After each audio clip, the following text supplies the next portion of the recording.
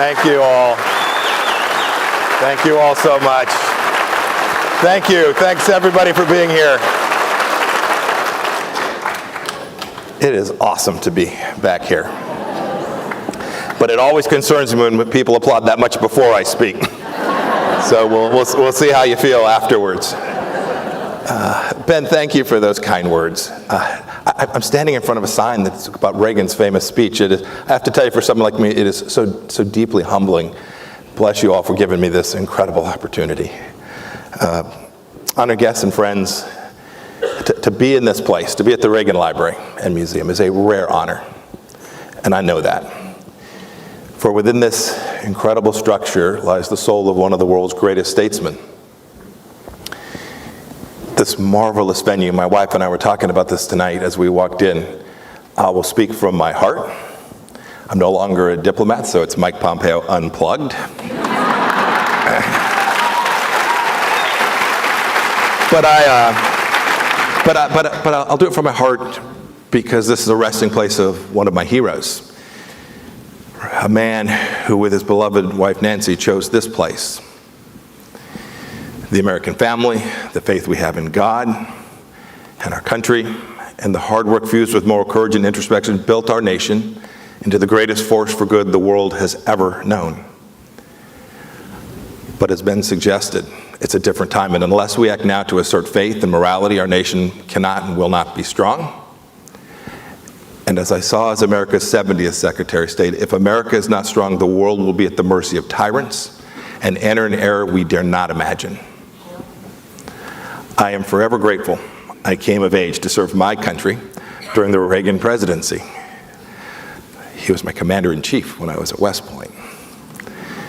Now, 4 decades ago, before I even got my appointment, I grew up not too far south of here in Santa Ana. I studied the life of my future commander-in-chief. I had no idea. But he came even then to define my conception and that of my entire class of what it means to be truly American. That's what I want to talk about tonight as we think about how our party moves forward. Because though Ronald Reagan oversaw the rebuilding of America's military, he did so. He did so in order that our nation would maintain peace through strength. It was always about peace. Our 40th president hated war. He thus set an indelible standard that graduates of my academy, West Point, must always be soldiers of peace. It reminded me of a story. I was competing for a graduate scholarship. I came back to California for an interview. I was asked by the chairman of the Board of Regents of the University of California why there was no peace academy. It was not a kind question. I was very nervous in this interview, but I answered. I said, well, that's the school I go to. There were these 5 institutions, West Point, the Naval Academy, Air Force, and those of the Coast Guard and Merchant Marine, all aimed singularly at achieving peace. Indeed, our profession was one of peace. In January of 2021, I was on the other end of my time in government service. I designated Cuba as the state sponsor of terrorism. It was the right thing to do. It promoted freedom and peace, and all people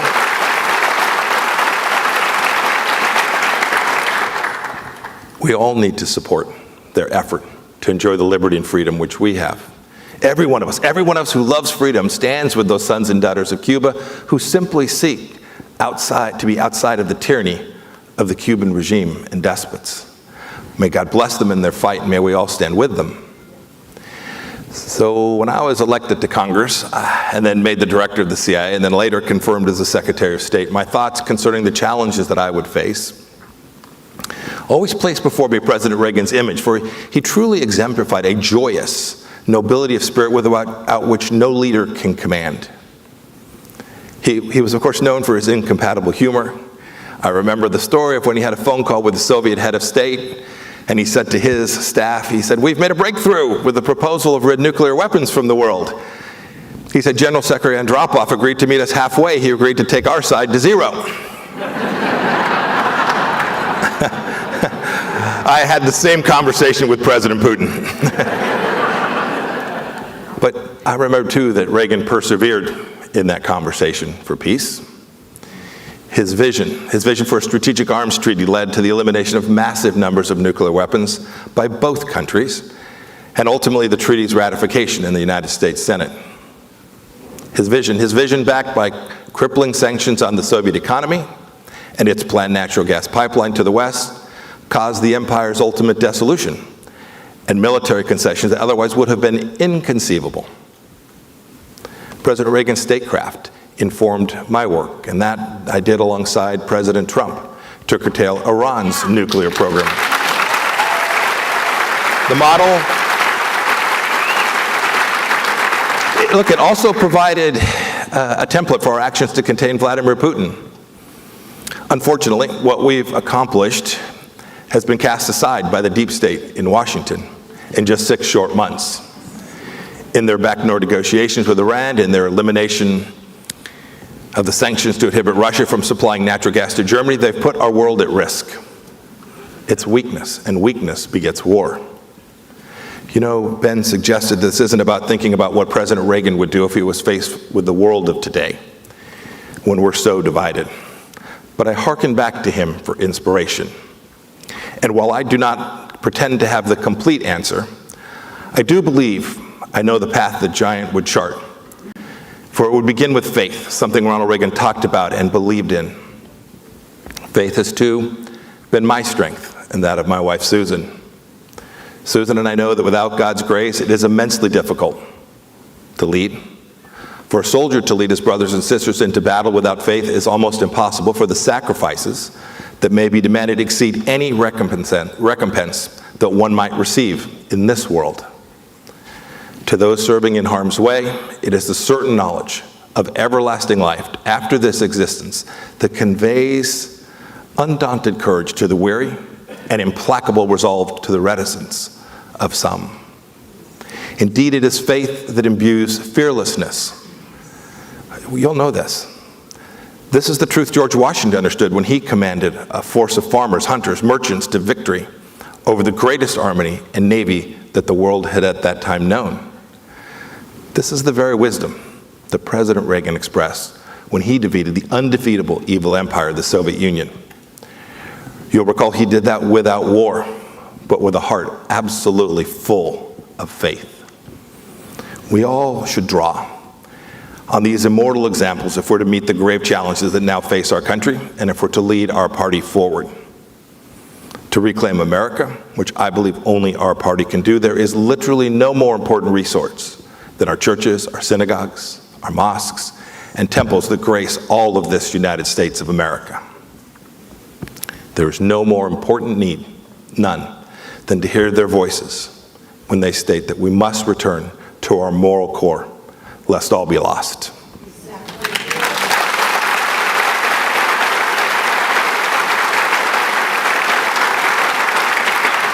If we do not restore our character, its leadership, and its exceptionalism, trouble lies ahead. The enunciation of faith is absolutely paramount. Our proclamation within the halls of power that God's relationship is with the individual and not the collective is at the center of the American dream. Fellowship and mutual respect are born from this realization. From our spirits are the creation of God, and what is God's must never be disrespected, no matter our station in life, no matter our accomplishments in life. And as conservatives, we as conservatives need to communicate our belief that everyone is endowed with the dignity that must be respected, because we all bear the mark of our Creator. This idea is the means to bring our divided country together, without hatred and without acrimony. It's also an idea that the statists reject. This is their Achilles heel, and it is revealed by the actions of privileged elites who applaud what they themselves would simply not do, as they use and take advantage of those they pretend to support.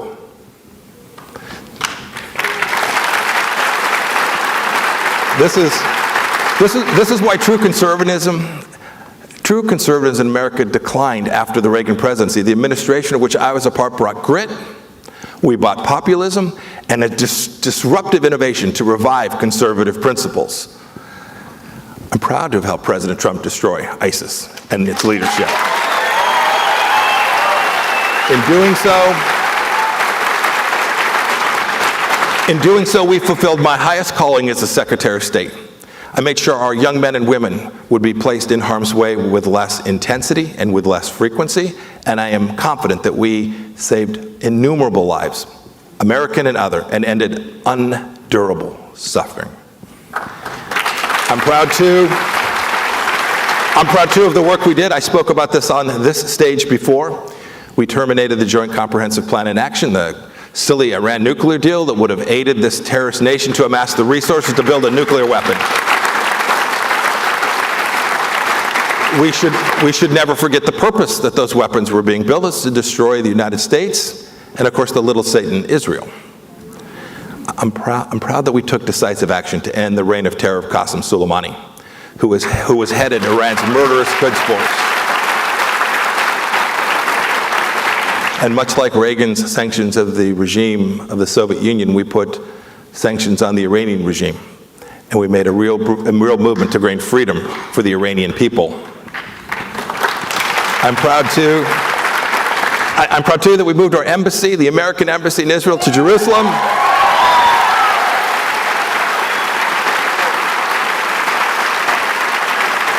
Too many presidents had taken a pass.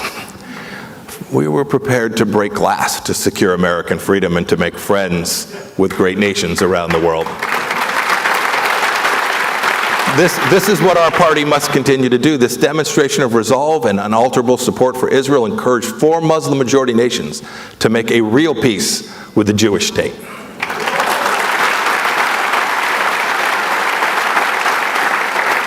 In March of last year, I spoke at some length at another presidential library not too far from here, talking about how our administration was the first to stare down China, to hold them to account for the Wuhan virus,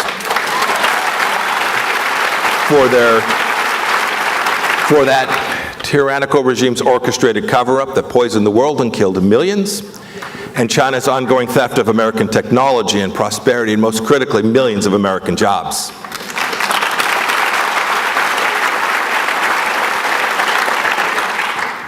Every nation's history is made one decision at a time. Throughout our administration, domestic and foreign policy changes were numerous. The left seized upon the president's presentation, his style, to disrupt his term and to thwart his chances for re-election. Look, since the end of World War II, America has made many correct decisions, bringing democratic institutions to former enemies, and unending, unprecedented economic security to much of the world. We averted global nuclear war, but we've also faltered. Too many times, we've forgotten that our greatest gift to other nations is the American example. It's not the force of arms. At home, we've tarnished our institutions and have compromised our belief in limited government and the necessity for a separation of powers. You all know this. We see it every day. We've allowed our courts to legislate, we've allowed the executive to dictate, and we've allowed Congress to exceed its bounds of constitutional authorities. Today in America's biggest cities, in San Francisco and Chicago, and New York, and especially in Washington, these cities symbolize a dysfunction that is grasped by friends and our adversaries too. We can't paper over this crisis. Our party must never do that. We have an absolute obligation to our children. We have an obligation to our children to restore what we've lost. In studying our history to map our future, we as a movement, we as a party, must reintroduce our nation to conservatism, something I've been in the fight for, well, too many decades now. Today, all of us stand upon a promontory from which we survey our nation's history, the good, the bad, the fair, and frankly, the unjust. We don't shrink away from any of it, not a single aspect, not any part of our history, nor are we ashamed, because we have overcome, we have prevailed, and we have forsworn that which is corruptive of America's most relevant ideals. You talked about optimism going forward. You should know I'm long America. Joy and hope must transcend our nation's present deterioration and discord, and we can do it. Our party can lead the way. And it's with this understanding for our past that we must openly understand and profess our faith, our devotion to families, and proclaim unapologetically the words that I'm an American.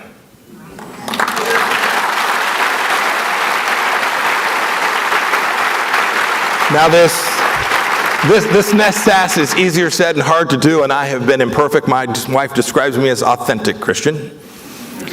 We must not look upon our opponents in anger, for it is oblative to virtue and corrosive to our judgment.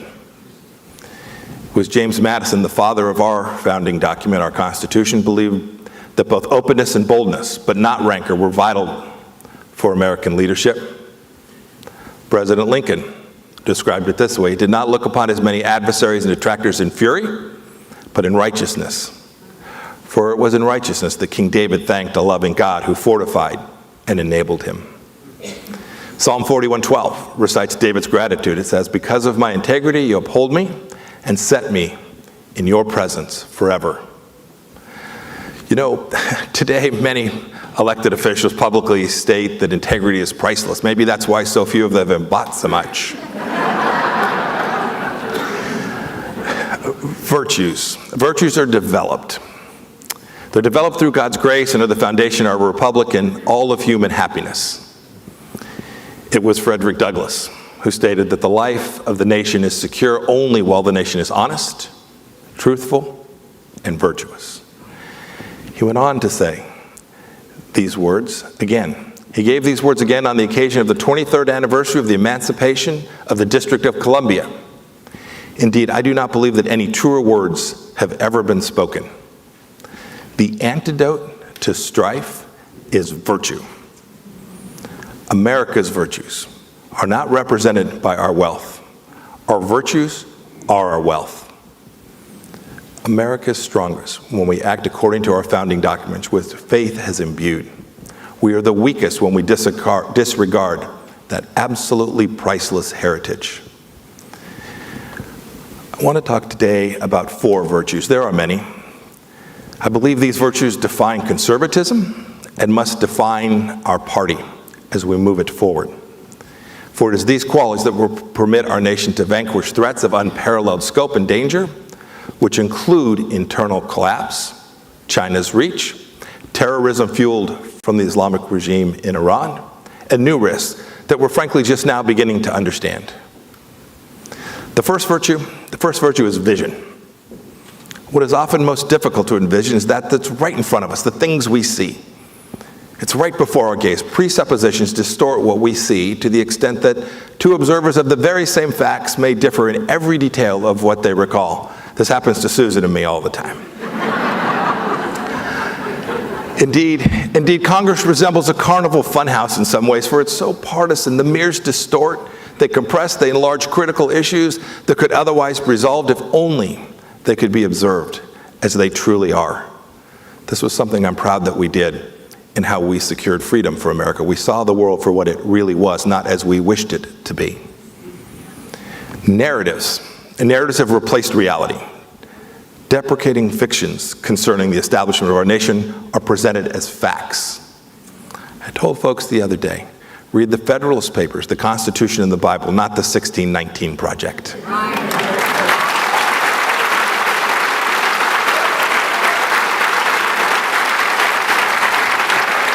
Rather than seek truth, which is hard work, those who seek power demand subservience to stories propagated by disingenuous elites and spewed by unscrupulous politicians enabled by the internet and by social media. I see it every day.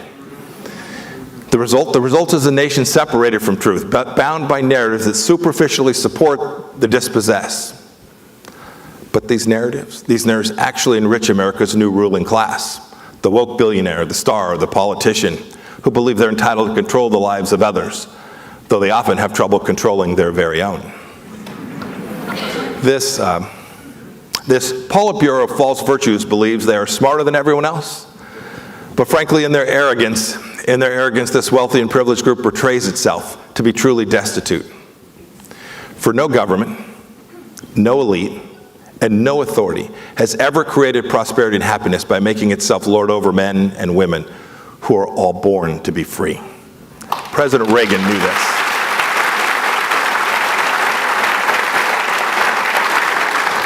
You know, another part of vision, another attribute is finding a path forward into the future, a future that cannot be known, but which we must all face.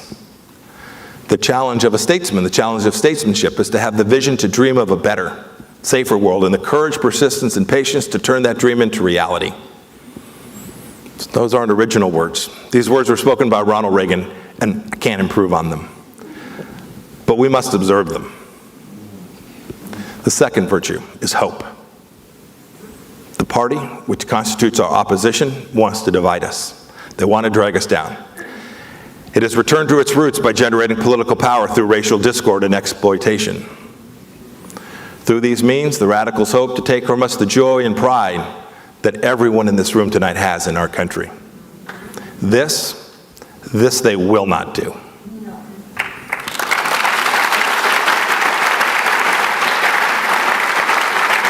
I told my CIA officers on their first day, I tried to meet with a new class every day they showed up. I told them, if you couldn't find joy someplace in your day every day, then you were in the wrong place. Where there is no joy or pride, hope is forfeit. Where there is no hope, the value and the sanctity of life are diminished and may well, in fact, vanish. Look, we know no nation is faultless, but no nation has pondered and tried to correct its faults more than this one, than the United States of America. We are proud. We are proud. We are proud for we are free, but in this realization we are obliged to be incredibly humble. For we know that our strength comes from our obedience to the Lord and the inalienable rights which He bestowed upon each and every one of us.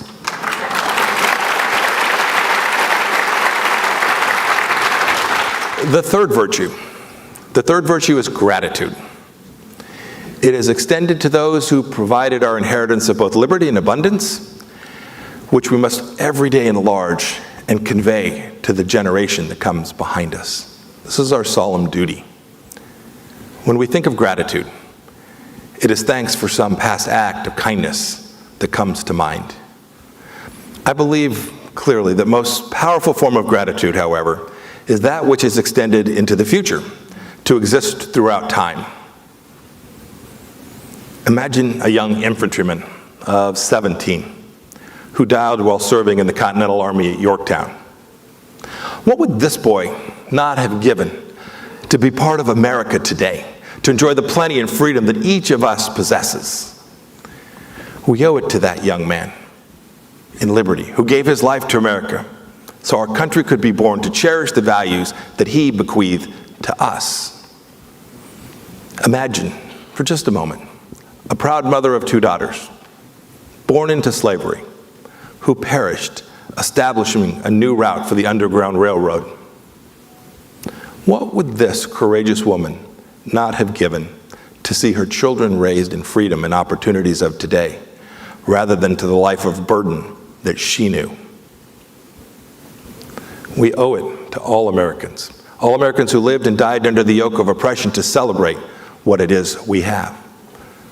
To have gratitude. For in doing so we honor their memory and their many sacrifices. For a nation is not forged in perfection, but evolves according to its people, and of course here in America according to our principles. Finally, I'd ask you to spend just a moment imagining a Choctaw warrior in 1918, serving in the American Expeditionary Force during the assault on Forest Farm in France. Aware from his elders' oral history of the broken treaties and grievous losses suffered by his people, and knowing that Native Americans could not yet vote in our national election, this incomparably selfless man, nonetheless, used his tribe's unique language to confound the German force before him, becoming one of our nation's first code talkers.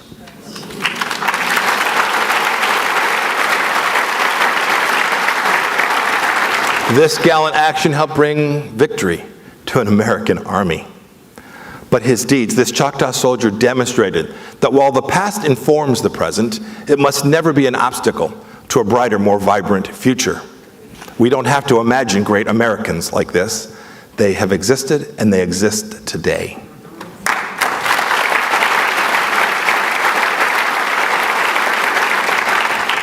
History is the sum total of all these actions, these decisions, both good and bad. We didn't get it right every day either during our 4 years. Brave and irresolute, our nation must move forward. It cannot be parsed and strained to remove parts that are offensive. For to do so is to rob our past of the richness and complexity that build the road to our present day and the one that will drive us forward. These three stories to which the names of many of our forebears may be applied, represent the giants who formed the foundation upon which this great nation rests. I asked you to imagine what these three persons would not have given to have been part of America of today. Yet I don't believe for 1 second, I don't believe any of them would have given up their place in history if in so doing they would have altered our country's character. These were brave peoples who knew America was great. For as in each of our lives, our sorrows, our joys, our failings, and our accomplishments form what we will become. This is true of our nation as well. Without our belief in a loving God who forgives our sins, who among us would have the moral courage to peer into his or her own heart to discover and to begin to correct the wrongs that America has committed? I suggested the fourth virtue earlier. That fourth virtue is forgiveness, because it's through forgiveness that we advance as a united people. It is truly in the majesty that we observe the course of our republic and the nature of the men and women and who we are as a people. For we're all destined to sin, but we're all blessed with the courage as a nation to acknowledge our sins, to right them, to fight to right them, to overcome what is wrong, to fight to overcome what is wrong, and to reflect on our journey to righteousness, which is forever incomplete, but must forever be a constant. I want to submit to you today that these four virtues must define conservatism and our Republican Party, of which I am so incredibly proud. Indeed, too, when our party does that, it will define America. With intrepidity, we must marshal these qualities to confront extraordinary challenges. Collapse from within is possible. Race and open borders have become levers for the left to sow societal disunity. Immigration without assimilation, illicit drugs, human trafficking, disputed elections, inflationary risk, they've become the tools to disassemble our republic in what must surely be an attempt at national suicide.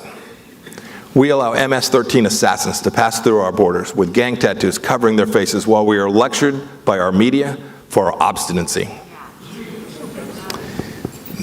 There's a Marxist theoretician. I don't often talk about Marxist theoreticians. His name was Antonio Gramsci. He's an important man in history. He considered freedom servitude. He endeavored to rescue communism by positing that Western values are themselves cultural hegemony. Sound familiar? Western values have brought democratic institutions, technology, and a vast array of achievements to the world. We know this. And while Gramsci died years ago, I have to ask, why are our children being taught his lessons that derive from his invalidation notions in our schools as we sit here today? The histories of our heroes should instead be taught. Men like President Reagan. We must do this so students may comprehend the potential for excellence that exists within every single person. There was a fellow, his name was Dr. Norman Borlaug. I had the privilege to speak in Iowa at an event there celebrating his life. He was born in 1914. He created the Green Revolution. It was President Carter who wrote that Dr. Borlaug did more than any individual in history in the battle to end world hunger. Borlaug invented the high-yield wheat and agriculture practice that are used in Kansas today, and the practices that averted starvation in places like Mexico and India, Pakistan, China, and all throughout Africa. In destitute villages the world over, Norman Borlaug didn't see race, he didn't see religion or color. He asked a simple question: do these people have enough food? In so doing, he saved more lives than any person in history. He received the Nobel Peace Prize, the Presidential Medal of Freedom, the Congressional Gold Medal, and countless accolades all across the world. But today, there is scary mention of Mr. Borlaug in any of our public schools. This is tragic, and this must change. We dwell on our faults as if they were unique and not ubiquitous to every land that's ever existed. When will we teach our children about America's triumphs and our greatness.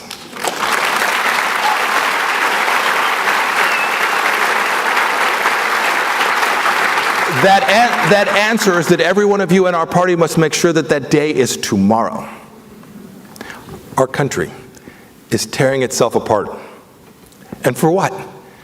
Anarchy and the elimination of our police can bring but death and fear. Discrimination can't be fought with more discrimination. And the form of socialism that is now being praised by the woke politicians and our billionaires will bring democracy to its knees. It'll bring it to its knees by culling dissenting opinions while concealing harmful biases in search engines and in social media platforms. And if we do not act to secure our elections by demanding voter ID and online manipulation, we will be governed by forces that are beyond our control. Now, I'm sufficiently cynical to always ask the question, who benefits? Well, it's not America, but an array of global interests that has amassed power and unaccountable wealth through their usurpation of the American dream. This was done by selling or commoditizing the engines of our economy. We had whole industries that moved to China. President Trump and I began to stem this tide. We formulated trade policies that brought unmatched numbers of jobs back here home to the United States of America.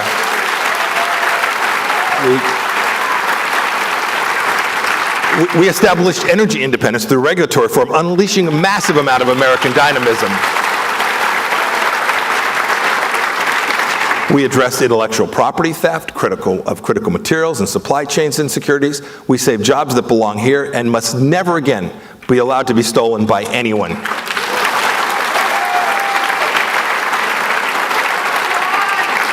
I know we're not supposed to look backwards at this event, but these last 180 days have been something. This progress that we made has now been countermanded. That's so inconsistent with who we are and must be as a party. China's fusion of business and government has become the model for monopolistic corporations that seek permanent market dominance. Continuous surveillance, uniformity, and indoctrination means stability and growth for the most powerful countries in history. This is the reason why the same entities that exploit slave labor in China, lecture us at home about racism, continue to build their empires. They do it on the backs of slave labor. Do these leaders not hear the cries of Uyghur mothers whose babies are torn from their wombs? You won't read much about it in our press. If our press were indeed fair-minded, it would expose this deceit. But they're owned, and they are bought, and they are silent. When dominant social media platforms can suspend and then ban a president of the United States, there is too much power in too few hands.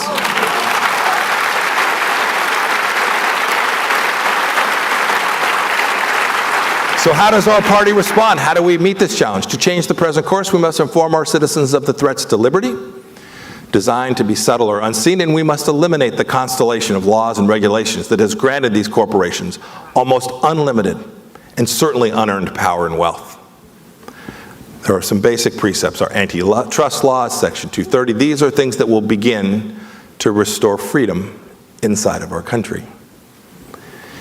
Now, I've spoken about this at some length. The People's Republic of China represent an absolute existential threat to our country.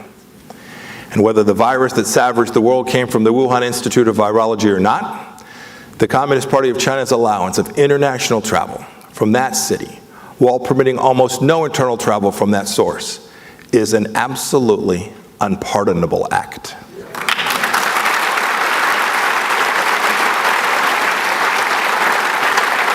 Our party must lead the way in demanding concrete answers concerning the origin of the virus that has caused such immense suffering and death. China nearly possesses the combination of wealth, strength, and population required to unseat the United States as the most powerful nation on earth. For an awfully long time, we counted on our military and other forms of power to maintain our preeminence. But these attributes are now in question. The Chinese Navy has ascended. China has stolen $1 trillion in technology from the United States. The extent of this theft has enabled dramatic increases in the lethality of their arms. And so while we still hold an edge across all of our services, We must fundamentally improve our military procurement system and our means of technical education here in our schools at home, or our superiority may well vanish. I've seen this up close running that enormous bureaucracy we call our State Department. Waste, politics, irresolution, they have no place inside of these bureaucracies. Our procurement processes, certainly at most of the government, but deeply inside the Department of Defense, are marked by the development of weapon systems that produced an inadequate number of weapons, and weapons that were canceled before a single operational unit is fielded. This is frankly done to fool the public into believing that a new administration is saving money, when in fact the opposite is true. I must say that both parties stand guilty of this. In this century, tens of billions of dollars have been wasted. New tanks, dear to my heart, new tanks, howitzers, and helicopters canceled by the military branch in which I serve demonstrate this issue's enormity. Our weapons are only of use if we actually field them and put them in the hands of our amazing young men and women. The answer, and our party will have to leave this, is to tackle these big bureaucracies and create incentive-based restructuring of our defense and security procurement systems. We can't be apathetic. We have to make these changes to move forward. We must eliminate entire levels of bureaucracy. We should start with an office we should start with an enormous bureaucracy known as the Office of Secretary of Defense. I mean no harm to anyone who served there. It has now become politicized. I observe these things so close at hand at the Department of State. These institutions are bloated, they're unwieldy. I was accused of not protecting jobs at the State Department, and I was only saddened that I didn't get rid of more.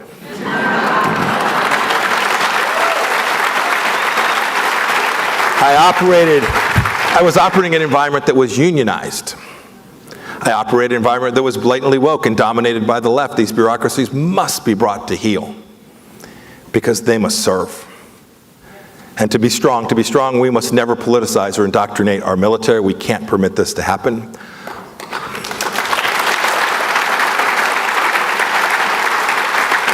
We must enhance our alliances all across the world. We worked so hard to build coalitions that defeated ISIS and a big group called the Quad to push back on China.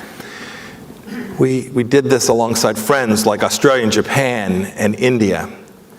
You know, even before COVID, our media, our popular culture, our universities, and our international businesses had been forces for democratic development and market creation throughout the globe. But I must say this is no longer universally true.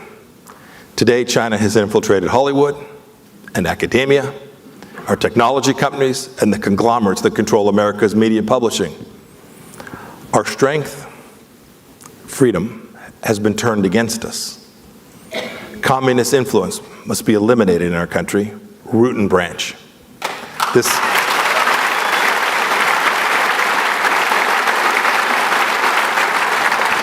is something President Reagan knew. We began this work. It's why I shuttered something called Confucius Institutes that were at our universities, designating them as foreign missions. It's why I closed this crazy thing that the Chinese called the consulate in Houston, which was actually a den of spies. We must be fearless. We must be fearless, and our party must lead this. We must be fearless in imposing proportionate costs on Beijing. Strength is what China understands, and today we're showing little of it. You know, China constructed its first overseas base in a place called Djibouti not too long ago. From that nation's location near southern approach to the Suez Canal, the Chinese Navy can affect our trade. Coupled with other regional redoubts, China, for the first time in history, is positioning itself as a global military power. And most crucially, China is empowering Iran, having inaugurated a multi-decade strategic partnership. Can anyone explain why we're sitting at a table with them in Vienna? You know, through this compact, we may be viewed as part of China's new imperialism known as the Belt and Road Initiative. The risk is treacherous. Terrorism, disintegration in the Middle East, support the interests of both Beijing and Tehran, as well as the interests of Moscow. Because frankly, for China, terrorism instigated by Iran diverts American military capabilities. Iran's active nuclear weapons program compounds this danger and has been supported surreptitiously by China for decades. For Iran, its ties to the East constitute an invaluable source of technology, stolen first from the United States and then transferred from China to them. And China, too, represents a secure market for the oil that could otherwise be subject to embargo. A resurgent Iran now has a free hand to set loose the terrorists who constitute Hamas and Hezbollah. In just this short time, the administration has removed sanctions that we imposed to restart negotiations to limit what Iran will never willingly limit, its nuclear weapons program. This militant state threatens not only Israel and the world's energy supplies, but the Arab states of the Gulf. We saw Hamas' recent assault on Israel. This would not have occurred if America's support for the Jewish state had not been altered by ambiguous statements and outreach to Israel's enemies. As we look forward, we need to remember what President Reagan did and what President Trump and I recognize too. America's relationship with Israel must be absolutely unshakable. If America and Israel act as one, the opponents of peace understand they will never attain victory. You know, before our administration, the status of Jerusalem always had been a diplomatic chess piece. Look at my predecessor's travels. All fine people, but how many times can you go from Jerusalem to Ramallah and back and not realize that this simply isn't going to work? We knew it. And so the eternal capital of the Jewish people became the home for the United States Embassy. Our decisive action there demonstrated determination. In doing so, it removed a key obstacle, which allowed the Abraham Accords to move forward. This saw 4 amazing leaders in 4 amazing Muslim-majority nations make a real peace with Israel. We, too, had American energy dominance absolutely at the center of how we thought about our foreign policy because it was critical to our efforts to ensuring peace and security in the Middle East.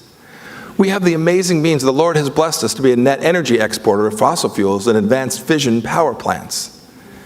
Sadly, the production of American energy is now being dismembered. It's being dismembered on an altar of radical environmentalism. Does the left not know that a combination of fossil fuels and nuclear power is literally the only means to provide enough energy and clean water and sanitation for many cities in Africa, now experiencing exploding growth that can last for them throughout this next century? There is no alternative. By 2100, many of the nation's most populous countries and cities will be in Africa, in sub-Saharan Africa. It will comprise over 700 million people. And if energy supplies are inadequate, war, pestilence, extremism, and exodus will inevitably be the result, and it will come to the United States of America. Renewable sources of energy can only be supplementary, for their production, of course, is intermittent.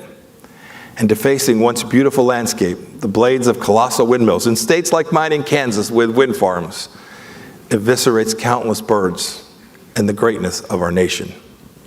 And even as our national symbol is not spared by these windmills, we know the real risk.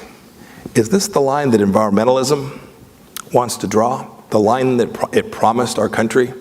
Conservatives know that this is not the case. We know how to get safe drinking water and clean air.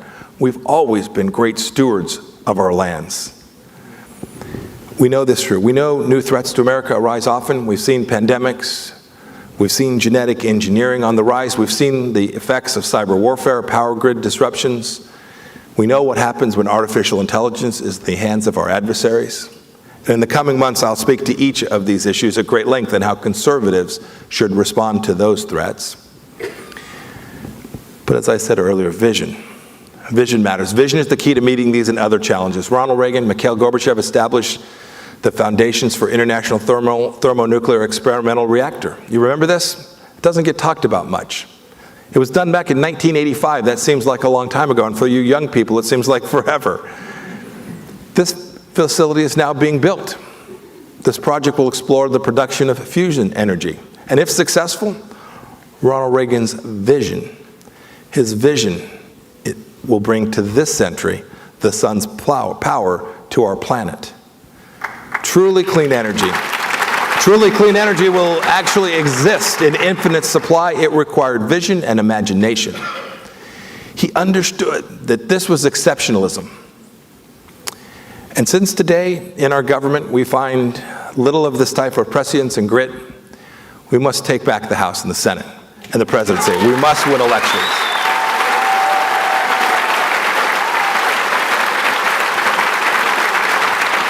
And as a native of California, there's a governorship I'd like to see us get to.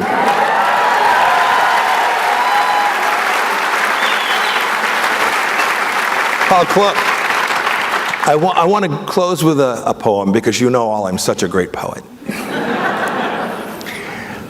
This is a poem called The Ruin. It was written more than 1,000 years ago, and it records the remnants of Roman Britain. Roman Britain had been built centuries before that, but lost to time. The poem reads as follows. This masonry is wondrous. Fates broke it. Courtyard pavements were smashed.